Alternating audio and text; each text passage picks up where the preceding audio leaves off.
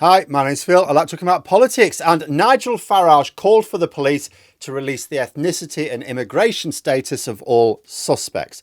Campaigners warn that this risks causing people to think there is a link between these characteristics and violence against women and girls, when the real issue is misogyny. But Labour's Yvette Cooper has effectively agreed with Farage and wants to change the guidance to get the police to publish more details like this.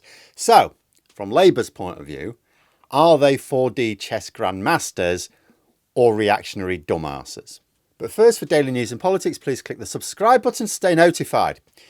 So, what are the pros and cons of each position? What is the likely reason Labour have decided to implement this Nigel Farage policy? Little hint, I think this is going to blow up in all our faces.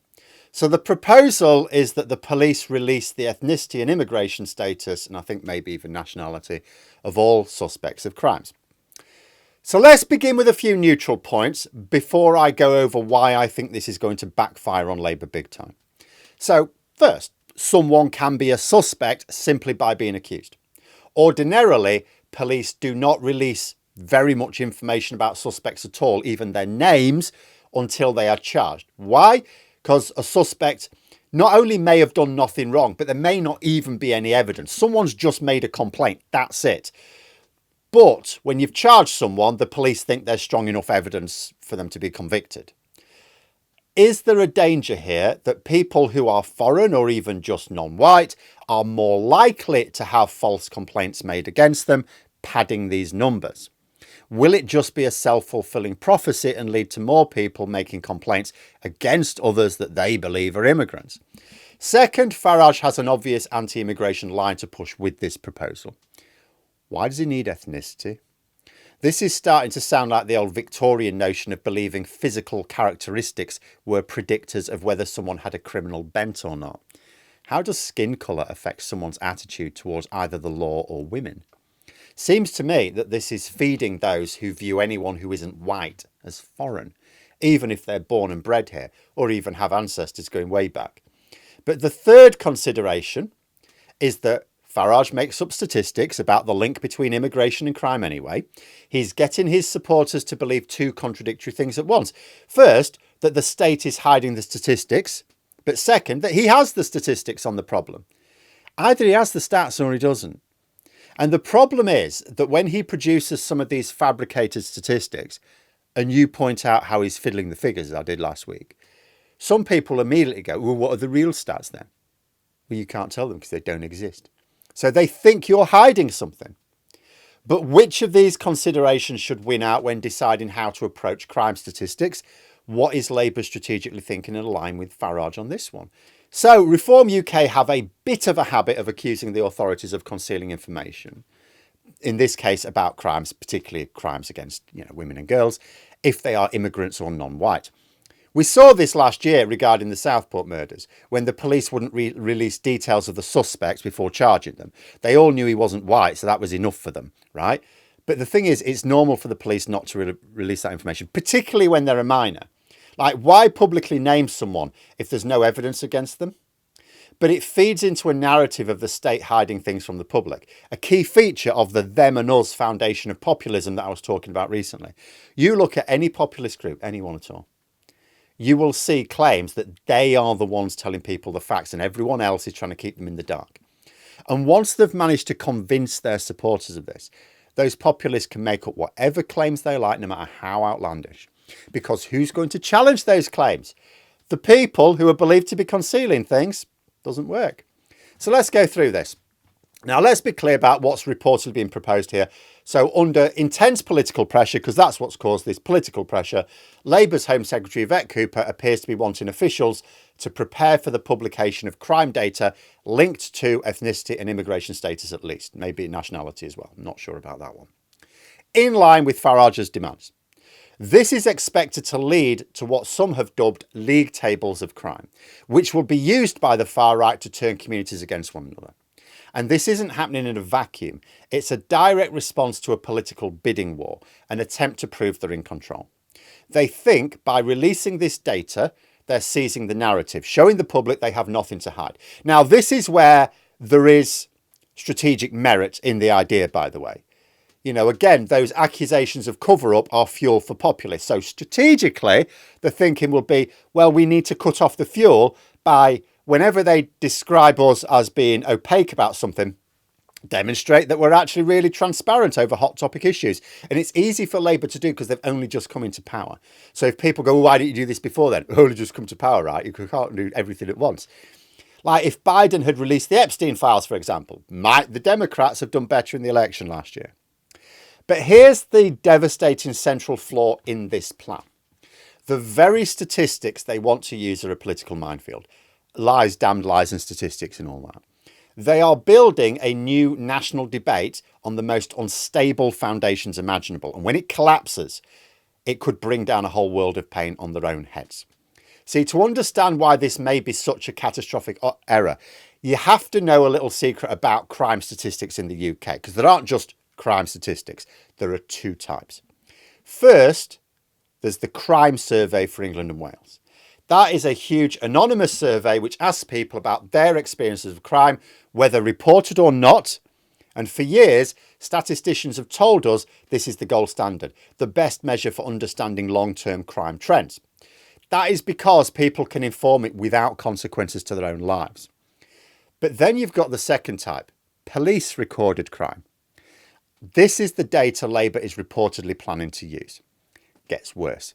Police recorded crime is so problematic that 10 years ago, the UK Statistics Authority withdrew its National Statistics Seal of Approval from the dataset. Why?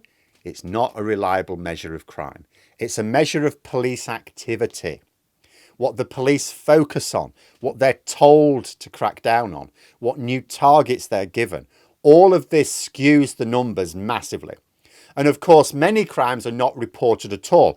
And try and think of the sort of crimes that are not reported at all. Let's think. I know, domestic violence against women. So using police statistics would skew violence against, it would massively downplay the amount of domestic British, mostly white violence against women. Hugely, making the statistics hugely meaningless. There are reasons why police statistics are considered worthless to a large extent. Think about it. If the police launch a major operation against knife crime in a particular city, the statistics for knife-related offences in that city will spike. Does that mean more knife crime has suddenly happened? No, it just means the police started looking for it more aggressively. The data won't tell you one way or the other, but in reality, when the police decide to focus more on a particular type of crime, you'll get more of that crime recorded because the local population go, oh, the police are doing something about this. Then they start reporting it. The Office for National Statistics itself has pointed out a huge reason police recorded crime appeared to jump after 2014 was just because police forces got better at recording it. Following inspections, crime recording accuracy improved, which is a good thing. But it can create the illusion of a crime wave in the data. And this is the very data, full of traps, full of distortions, that the government now reportedly wants to attach to something as sensitive as things like immigration status and ethnicity, which Farage wants to weaponise. They are about to feed the public figures completely stripped of context or even accuracy. They are almost certainly walking into a statistical bear trap here. Farage, when he was asked a few weeks ago about, we should be using the crime survey, said, no, I prefer the police statistics. Yeah, because they're inaccurate. That's why he prefers them.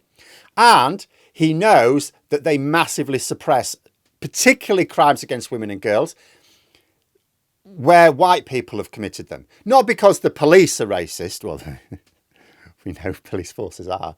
But not because of that, but just because a lot of domestic abuse goes unreported. And this is where a policy decision transforms into a political firestorm, because these numbers won't be presented with calm statistical nuance. They'll be thrown into the public arena like raw meat. From one side, opponents will seize on any number that looks bad. And we already know they don't mind making up dodgy statistical methods to do that. They'll create headlines, they'll create attack ads.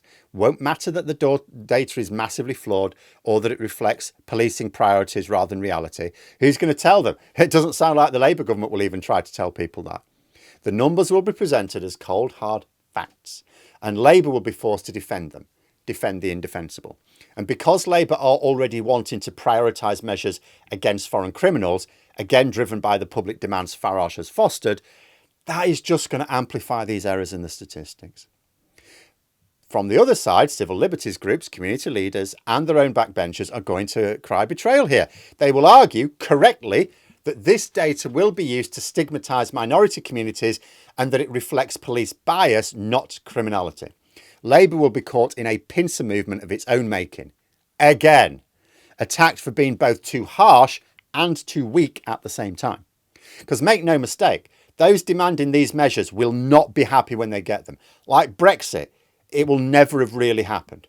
They do not judge that a government has delivered a policy based on whether they've delivered the policy, but on whether it generates the results it expected.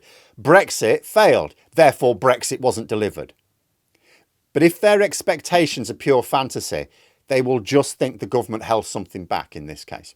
How many times do we have to see Farage playing out exactly the same strategy before more serious politicians cotton on? Labour literally cannot win with this approach. If they refuse to let Farage determine their policies, they're accused of acting against the national interest. If they implement Farage's policies, but because they either won't follow on what Farage says they need to do next, or because it doesn't produce the desired results, they will be accused of being half-arsed at best or incompetent at worst. This is literally Brexit and the Tories all over again. Learn the lesson. Will nobody think of the lessons here? It's one thing to not learn from a bit of history which happened 100 years ago. Although that's remarkable when you consider the number of history degrees in Parliament.